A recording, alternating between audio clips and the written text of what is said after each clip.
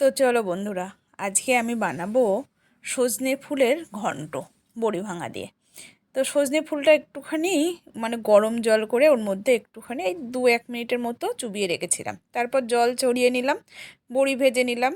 তেলের ওপরে গোটা জিরে, শুকনো লঙ্কা ফোড়ন দিয়ে কুচি কুচি করে আলু কেটে দিলাম। অনেকটা হবে ঠিক মোচার ঘন্টের মতো প্রিপারেশান।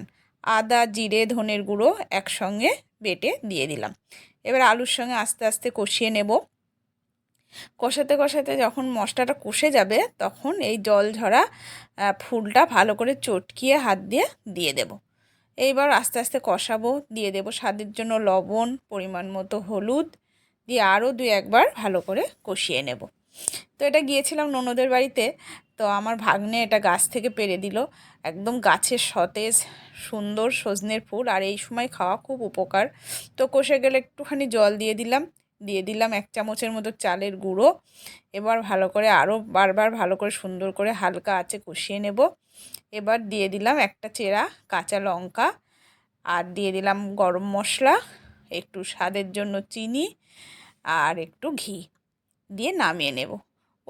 গরম ভাত আর এই সজনে ফুলের ঘন্ট একটু বড়ি ভাঙাটা দিয়ে দিলাম ছড়িয়ে। এই যে কী স্বাদ, অতুলনীয় অতুলনীয়। একবার অবশ্যই ট্রাই করো বন্ধুরা, আর ভালো লাগলে লাইক, শেয়ার, কমেন্টস করো।